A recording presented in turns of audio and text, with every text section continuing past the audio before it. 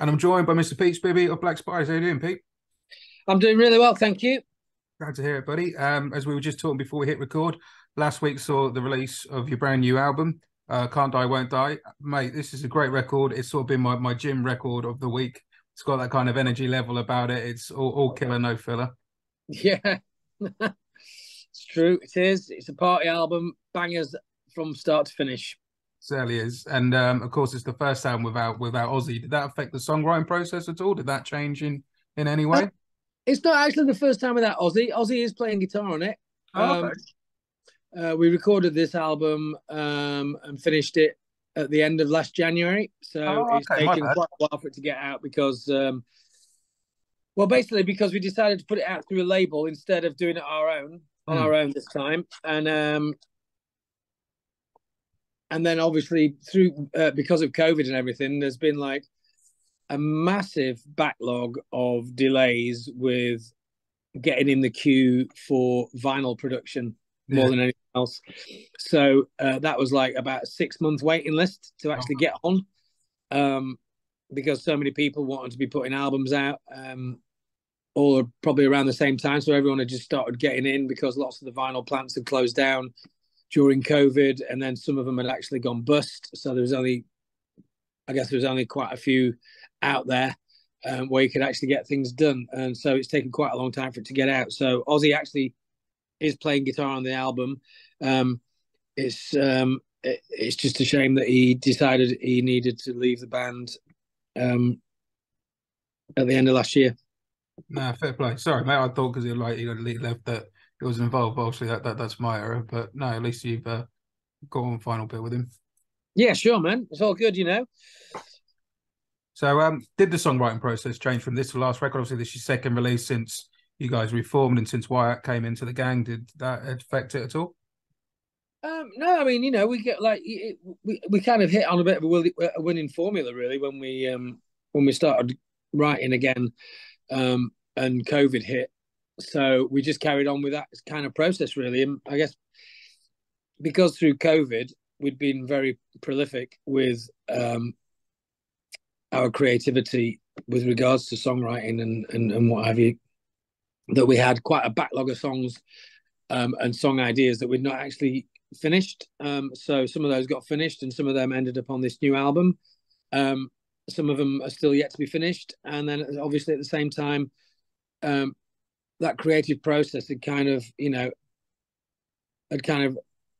reignited our passion for being in the band and for songwriting. So yeah, the songs are just pouring out basically. So yeah, it was it was another not very stressful way of doing the songs, but I mean in the same way that we went, we kind of demoed them up via garage band or whatever, like in our own little worlds. Mhm. And and then we just all went into the studio and recorded it without actually like rehearsing any of the songs prior to that. So yeah, it was kind of the same new process that we did when we released our Black Spiders album. I was going to say, I remember last time we spoke, which was around the time you released in the self-titled there.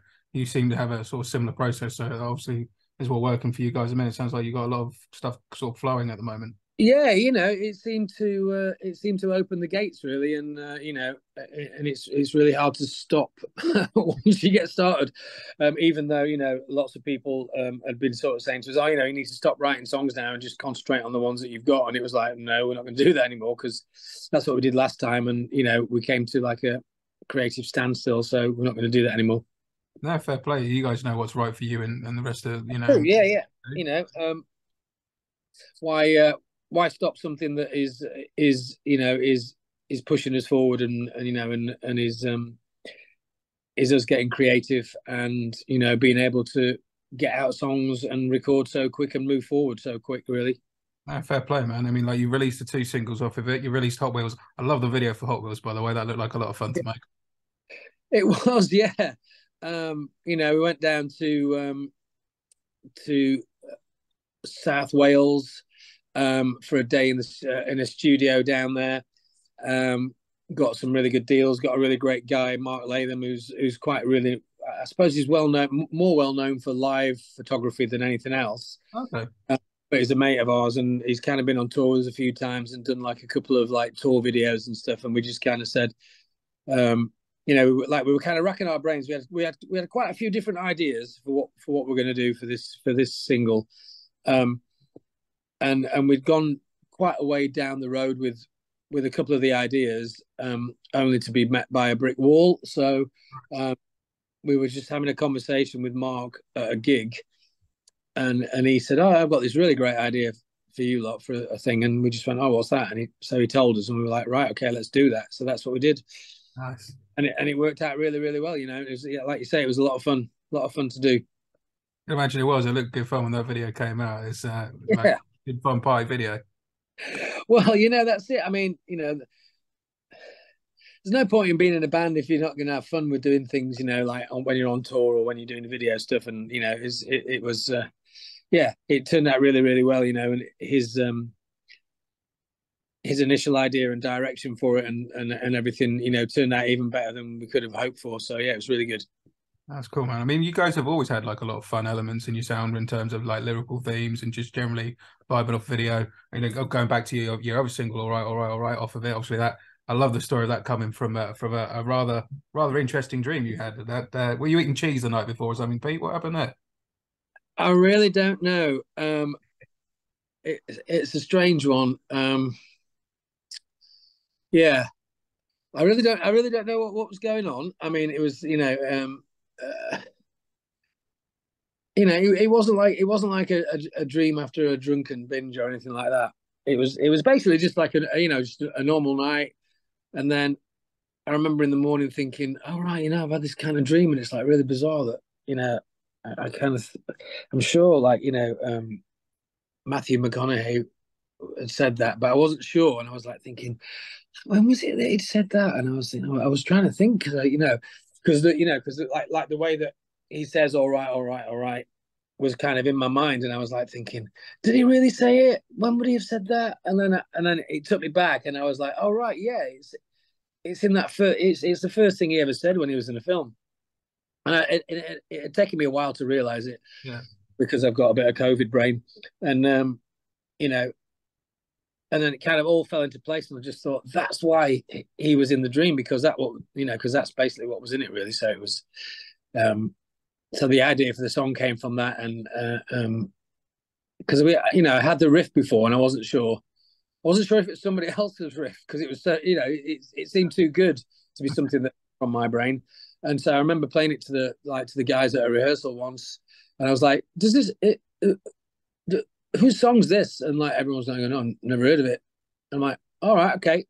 And so I kind of kept it to myself for a bit, and then obviously it was going round and round in my head, and it kind of kept coming back to me. So I just thought, right, okay, I've got to see whether or not this, whether this is in a song that's I've kind of somehow unconsciously lifted from somewhere else. But no, I couldn't find the riff anywhere. And then that dream came to me, and it all just fell into place. And I just thought, right, that's it. And and I got the lyrics and everything, and it was great. I just presented it to the band, and they were like, "Okay, this is going to be the first single, then, right?" and that was and that was that. Oh, nice. Yeah, yeah. So lots of happy endings, because we like to have good times. We like it's always about positive energy. So that's what that song brings to everything, really. Nice. And when you were writing the songs for this album, was there one song in particular that kind of set the trajectory off for the rest, or were they all sort of sound like you had quite a flowing experience writing wise, which isn't always the case? We had a couple, actually. I guess all right was one of them. Hot Wheels was the other. Destroyer Nice. was another one that we kind of thought could possibly maybe be a single, but we weren't sure.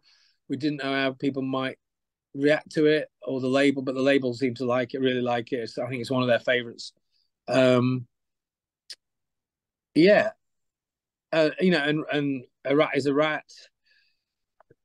But then, some of the songs turned out a little bit different to how we originally imagined them to be. And once we got into the studio and started working with the producer on the tracks, some of the songs turned out a little bit different. Like, It Is What It Is. I liked it as well. Is that a different kind of swagger to it? It kind of took a little bit of a different turn in, but in a good way. Because originally it kind of started out a bit more like Leonard Skinner. Okay. Kind of. So it was a bit. It was a bit more. It was kind of a bit more laid back and a bit more country kind of vibe. And then, you know, and then Wyatt started doing like a different drum beat to it, which was a bit more like a marching beat and stuff, and it kind of just took on a bit of a different sort of it just took a different path really, which was good. End of the world, that was another one that kind of started out a little bit different and ended up as it is now in a much better way. So yeah, so it's one of those things. Once we've written the songs and we're kind of happy with the ones that we want to try and record, because we usually record more than will go on the album. So we've got some extra songs for whatever we need them for, really. And we're like, we have to keep an open mind for when we get into the studio, just to make sure that, like, we can make the songs the best they possibly can be, because sometimes, the band can only take it so far, and maybe if something's not gelling quite right, it needs that extra set of ears to kind of think about where it goes. And like Matt Ellis, who we've been working with since we were, since we started, and for me before that as well. Yeah.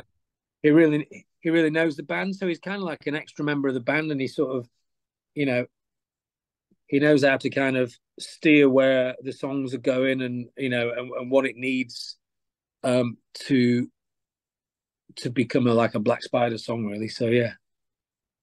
Do you think, because like you say, you've been working with Matt for ages, like since the beginning of Zone of Black Spiders, and like you say, in the beginning of some other projects you were involved in previously, do you think because he knows you guys inside out, he has the confidence and the relationship with you guys where he can tell you where it's going, whereas some other producers might not feel they have the right to do that sort of thing? Or well, maybe. I mean, the thing is, we've worked with other producers before we did other albums before, and you have to build up a certain relationship, and and if you're not comfortable with those relationships, then you can't really take it any further forward. But the thing is, with Matt, like I say, it's almost like he is another member of the band, and in a way, he's got the same, because we've known him for such a long time as well, from being from outside the band. Yeah. We have that sort of friendship relationship, as well as like we respect him for what he's done, with his own production of all the different music that he's done. And so it's easy. It's an easy in, really, because we respect him and we respect his opinion. It's a lot easier to move forward with everything. And so, he knows the band's sense of humor, is pretty much on the same wavelength with all that.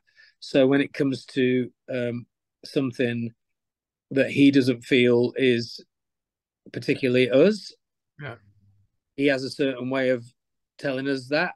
And if there's something that he definitely doesn't think that we should do, that we are fairly certain that we should, he'll tell us. So he'll certainly make us think about something in a different sort of, from a different perspective, which is what you need, really. Yeah, do you think, like, because you got that outside influence, it's sometimes easier for someone obviously who's not involved in the heart of the songwriting, if you like, to throw those ideas around? Do you think that's something that you guys need?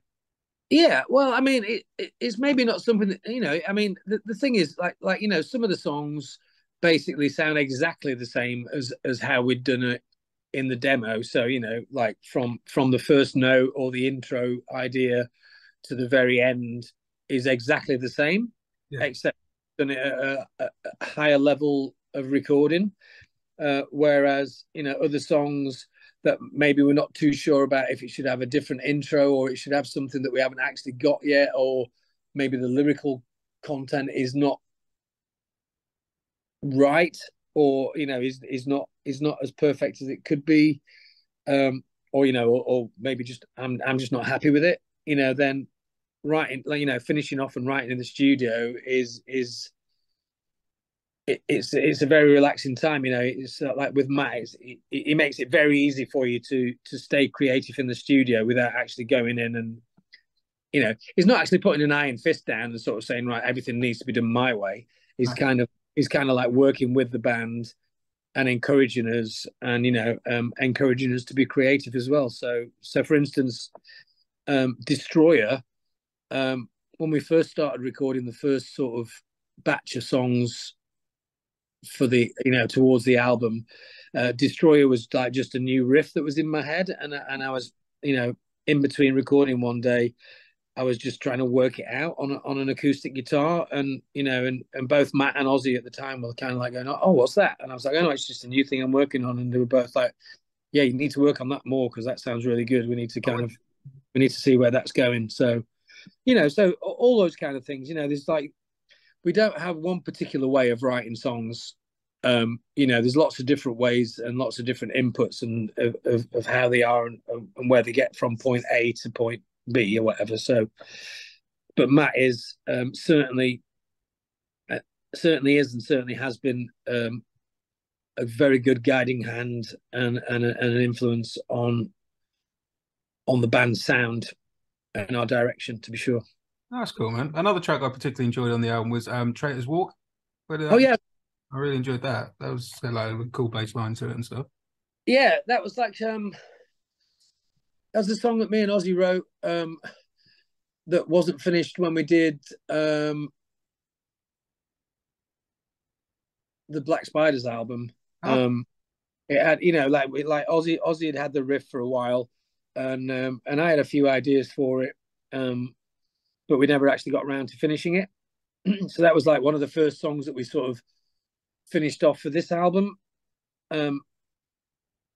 And we were just like basically we were very we both, like myself and Ozzy, had like both had an idea of how the song should go, in respect of like which bit was the chorus and which bit was the verse bit or whatever. Yeah. And I had a particularly strong opinion of which way things were, and then but Ozzy thought it should be the other way around, so he did like an edited version of his way around, and then the band and Matt sort of lived with both versions in the demo stages for a while. Cool. And until everyone sort of like we kind of democratically decided which one was the best route with it, really. And I think we all agree that it was the best option to take, really, because it came out a really great song, because it's quite different. Yeah, it sort of stuck out on the rest of the record, like you say. Is that bit like seems to have come from a different angle almost? Yeah, it is. I mean, like that wasn't actually going to be on the album. Okay. Like when we originally chose the songs for the album, we ended up changing 2 songs off the album, and so 2 songs got taken off, and Traitor's Walk came on along with Driving My Rooster. Oh yeah. As they weren't, originally they weren't chosen to be on the album. Well, no, actually, no, like they were chosen to be on the album. And so for like a couple of months, we were living with that as the album, and then before it went to being pressed on vinyl and CD and everything, there was a change, and 2 songs were taken off, and those 2 were put on. All right. Was that just purely based on on the basis of there's only so many songs you can get on a vinyl before the dips? No, it wasn't actually. I mean, like one of the songs is quite epic. Like one of the songs we took off was like 6 minutes long. Oh, wow. But that wasn't anything to do with like side A or side B of a vinyl or anything like that. I think it was like more to do with keeping the party vibe high. Got you. Yeah, and so not that those songs aren't good enough to be on the album. Obviously, like we picked them, like we all chose them to go on the album originally. It was just then a decision that was made later on that maybe those are the two songs should go on, because I think we were in such a good position when we'd recorded like how many songs we did, about 17 or 18 songs, I think. Okay, yeah. Like towards the album, and it took us quite a while to decide which songs we were going to put on the record, because originally we just thought, right, we're just going to do a 10-track album and then we'll have 8 songs to mess about with and do whatever we want. And we couldn't really get any lower than 12. So we were in a good position, really, because all the songs could have made the album, to be fair. It's just at the end of the day, that's the ones that we chose, and and that's what makes up the album now. So there are other songs that we have that haven't made the album, that maybe will see the light of day at some point, but we don't know in what guise. No, that's fair enough. I was speaking to excuse me. Sorry, I was speaking to Andy Cairns the other day about their Therapy new album, and he was saying a similar thing where there was other songs on the album, but just to make it more that sort of more punk side of things that Therapy are more known for, like the higher energy side of things, similar thing to yourselves. They sort of cut some of the more epic-y pieces as well off, so it was more of an attack album as such. So I think it's just one of those things, I guess. Yeah, because like we're known for, like for each of our albums, we've had kind of like an epic type of, I guess you could call it stoner rock or Sabbath vibe track on our albums, and so it was it was a big step for us to kind of leave that song off. But I don't think the album hasn't lost out for it, to be fair. So we'll just see what happens when those songs come out in a different guise from wherever, really. So yeah. Fair play, man. And you're getting to sort of obviously showcase some of these songs live, because you've got a hell of a run of festival dates, and then obviously you've got your own tour in September as well coming up. Yeah, we have. Yeah, we've been. I'm sure, as you know, we have 2 new guitarists in the band, who have also brought with them a really positive energy, and the band is sounding as good as ever. And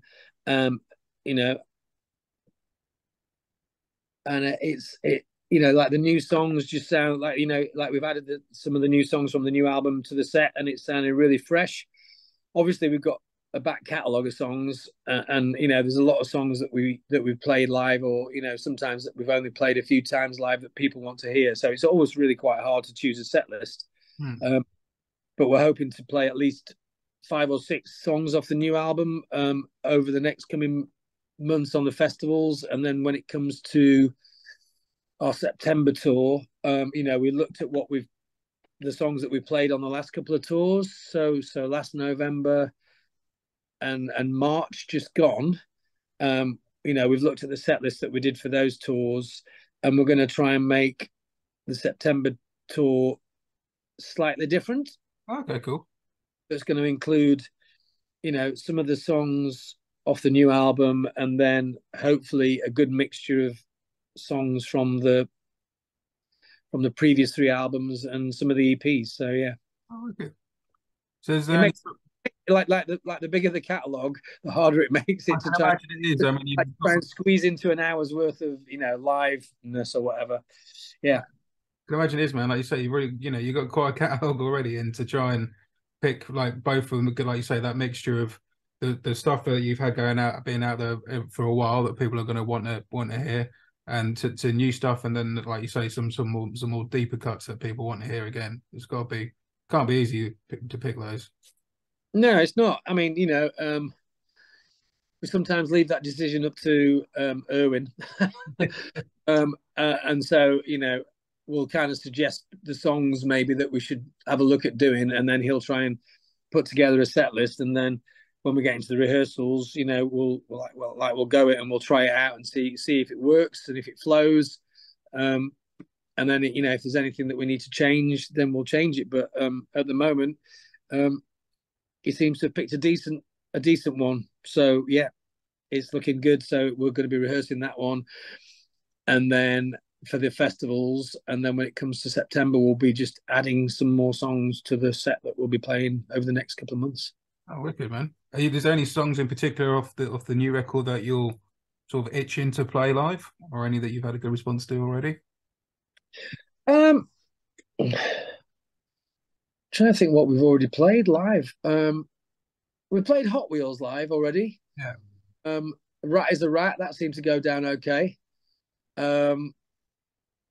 And I think we played all right when we did a festival not long ago, and we played those three, and they seem to go down quite well. Obviously now people have got the album and are able to hear it, Spotify or whatever, in whatever guise that they bought it. Then we're gonna expand a little, and probably, I think well, I don't want to give too much away, but yeah, we're going to be doing like 5, maybe 6 tracks off the new album that includes those 3 songs. So there'll be definitely those 3, and then there'll be 3 other tracks. And then when we come to September, we might add a few more, or change a couple of those songs, just so that we're not playing the same set all this year. Do you know what I mean? So yeah, so hopefully in September, because it's a headline tour, you know, we can play anywhere between an hour and an hour and a half, if we got the stamina still, and that gives us a little bit more room to, like, you know, put a couple of old classics in that we haven't played for a while, and, you know, and put some new ones in. But it just all depends how it all fits together, really. So Right, man. it's you know, like you have to kind of weigh up the more faster punky songs with the long stonery songs, or, you know, whatever. So it's a balance, just to see how it is when you play live, so you're not having to reach for an oxygen tank. You got great support on that tour though, in your September tour with the Hot Damn Girls. Yes, Hot Damn, yeah. So yeah, we were, you know, we'd like, they've been recording some stuff with Matt, and so, you know, he had a lot of good things to say about them, and you know, and Wyatt had already seen them play, and so we were checking them out, and our sound engineer had been doing them on their tour, I think at the beginning of the year, and so like from every angle, everybody was saying, oh, you know, this band's really good, and, you know, they'll fit really well with you guys. So when we got the September dates together, we just said to our agent, right, well, first and foremost, let's see if the Hot Damn will do it, you know, and if they won't, then we'll take it from there and see what happens. And they pretty much said yes straight away. So yeah, so we're really looking forward to that as well. We were hoping to take out a third band, but the budget really wouldn't allow for a package tour. So I think there's going to be like local supports on before the Hot Damn, which is, I guess, which is good, because in some ways it's good to support local, you know, local bands up and coming for those shows, you know, because, you know, if they sell well, then those bands are getting to play in front of quite a few people. Okay. You know, yeah, but it would have been really good to take out a, you know, like when we took out our package tour before of Turbo Wolf opening up, and then Viking Skull. Oh, yeah. You know, it was such a great tour, because like all the bands, you know, we're all getting on really well together, and, you know, and there was a really great camaraderie about it all, and, you know, and it just, I think people just, when a package tour like that goes out, you know, lots of, like, people pay more attention to it, because it's like it's a little bit diverse, and, you know, you see, you've got lots of different people come into it, and but like everybody comes along to enjoy it. So yes, it's really good. But unfortunately, we couldn't get the. I don't think there was the budget for it to do it with the promoters. So it was.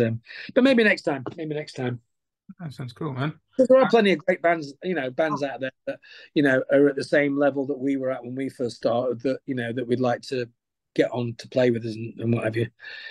You know, if we can help anyone on their way to, you know, to going where we are, or were, or might be. But no, it's that thing. It's not easy to try and do all the time. I get it with my festival that I put on here in Just Push Play Festival. With that, the Hot Damn Girls, when they were in their pride disguise, when the Amorettes and Tequila Mockingbird kind of split, and then Josie and Jill and Laurie all formed up to cover the Amorettes stage. We had the Amorettes play my festival, and it's I think I always, you always get a million people say you should have this band and you should have that band, and a lot of them I would happily have, but there's only 10 slots and I do it once a year. So yeah, that's the thing in it. It's almost I guess for you getting 10 bands on a festival slot is probably as much hard work as it is for a band choosing 10 songs for an album. Imagine it is, bud. Imagine it's last time we spoke there, we were talking about another project of yours, Bleeding Antlers, which I was really enjoying. Oh yeah. Is there anything going on with that still, or? Yeah, that's like basically, because it was the band that we kind of got together around the singers stag do. Yeah. We kind of obviously we did we did an album and everything, and we're just keeping on doing it. I think I'm not sure. I mean, I don't have a lot to do with the writing on with that band. That's basically down to Simon and Luke. Like they usually come up with like most of the stuff for that. But yeah, we keep going. We always do our Halloween shows. And this year's not going to be any different, I don't think. So I think we'll be doing a couple of Halloween shows in London. But yeah, we usually play at the Dev. That's where our usual Halloween gig is. So I think we're booked in for this year for. Don't think it might not actually be Halloween night itself, but it might be the weekend leading up to Halloween. Oh, cool. But which is always a good vibe. It's also it's always a good slot. So yeah, we really enjoy that. It's one of them things where like where there's no pressure and you can just cut loose and do what you like really, and and it's kind of a bit more theatrical in the sense of we kind of dress up like man goats and what have you. Yeah, and obviously I'm playing drums in that band, so you're playing the drums on that one. Yeah, that's cool, man. I have to try and get down to that because I'm not caught Bleeding Antlers live yet, so that'd be fun to try and come down to. And yeah, man, come down. It'd be good one this year, I think. Oh, nice. I'll have to try out for that. So, what does the rest of the year hold out for you, mate? Is there anything else that we not spoke about? Well, we're looking at maybe some European dates. Once September's done. We haven't been out in Europe, since I don't think we've been out to Europe since we supported Monster Magnet. Okay. I can't actually. It could have been Airborne again, but we toured with Airborne in Europe so many times. I'm not really sure if we did another Airborne tour after we did Monster Magnet, but we've never actually been out and done headline shows in Europe, and we've had promoters bugging us for years to to go out and do some headline shows. So, but it's such a vast area to try and cover. We're just going to try and maybe do a small set of dates of some cities if we can before the end of the year, and then maybe next year we'll go out and try and do a bit more touring and get some get on a few more of those European festivals that we've done previously. That was it was always very good for our reputation, and I'm sure that sticks in people's minds, which is probably why they want us to go back out. but financially, going out and playing in Europe, is always quite hard.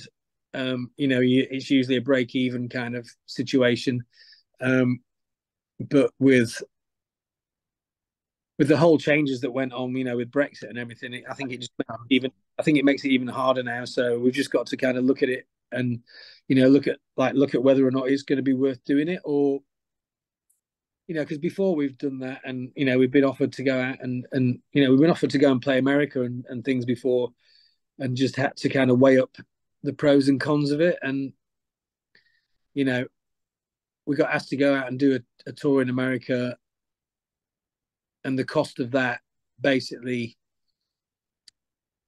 would have I think yeah, I think the cost of like the cost of that tour that we saved on doing that, we actually made this Savage Land with. So like, you Oh know, wow. yeah, if we would have gone and done that tour, we probably wouldn't have been able to afford a, you know, we wouldn't have been able to afford to do to record an album. So it's quite an expensive affair. So Yeah. yeah, so we've got to weigh it up really, but hopefully we can do that. And you know, and then not really sure. Like, you know, there might be another single coming out off the album. Fingers crossed, we'll be able to get something sorted. And then, you know, we're already looking at possibly getting in the studio again and trying to get something else for the follow up for this. You know, started it and the ball rolling on that really. Oh, nice one, man. So you're really looking for the next release ahead. Yeah, you know, we just want to stay on top of things, and you know, because like I said before, you know, we've because we've been so prolific with the songwriting and everything, you know, we've got hundreds of songs now. It's just it's obscene. So you know, need to kind of weed out the ones that we know are going to make the next record and see whether or not that's going to be, you know, just a single album, or whether we're going to look at doing something a bit different, because we've had a few ideas about what we might do for the next release. But yeah, you know, don't want to give too much away. But You got to have a few aces up your sleeve, mate. but you know, yeah, we have, you know, like I say, we got lots and lots of song ideas. So you know, if we've got enough time and money to get in the studio and record as many songs as we can, then we will try and do that. You know, we've got a little bit of time between now and the September tour, and then depending on what happens with the European dates after September, up until the end of the year, you know, like there's going to be a little bit more space to do some more recording then, and you know, which is good because you know we asked our agent to book us a tour in the warm weather, so that's why we're doing September this time, because usually, you know, we'd do like October, November, going into December, and you know, we kind of had enough of doing tours when it's really cold and you know, so yeah, so we'd rather you know, we'd rather just tour when it's warmer. But obviously, if we have to go out in Europe when it's a bit wetter or colder, then so be it. Ah, fair play, man. Fair play. Well, thanks for your time, Pete. It's been great to catch up with you again, buddy. No worries. Um, Always good, man. always good, man. You know, this works. You've been on my show before. At the beginning of the interview, I'm going to play "Strange" off the album because that's one of my favorites off the album. I'm going Oh, to. okay, yeah, cool. But what song off the album or any of your back catalogue would you like us to play at the end of the interview, mate? Ooh. Oh gosh, that's a good one. How about Medusa's Eyes? Ooh, yeah, I like going with that. There you go. Yeah, I'm up it for can, that. you know, I mean, I always think about that song. I mean, like we played it on the first few tours that we did, and when we first, you know, when we first written the song, and you know, I think, you know, like when we first started out on MySpace and all that, you know, back in the day, Remember our it, tag, mate. you know, our tagline was always, you know, sounds like Black Spider, sounds like Black Sabbath eating Guns N' Roses for breakfast, and sort of Medusa's Eyes reminds me of that. Yeah. So yeah, so that's the song. That's the one, man. All right, man. We'll go with that. All right, Pete. Great to speak to you, man. Hopefully, I'll catch you around soon, dude. Thanks, mate. Take care. You too, Keep buddy. in touch. Give us a shout about the Bleeding Antlers, and I'll let you know what's going on with the dates for that. Oh, wicked, man. Yeah, we'll do. And I'll speak to you Yeah. soon. And feel free to come down to any of the Spider shows, mate. Just give us a shout. Oh, nice one, man. I will do. I'll definitely have to check out dates, check the diary, and come down. Excellent, man. Thank you very much. Thanks, Pete. Speak soon, dude. You too. Take it easy, mate. Bye for Bye. now. All right, all right, all right.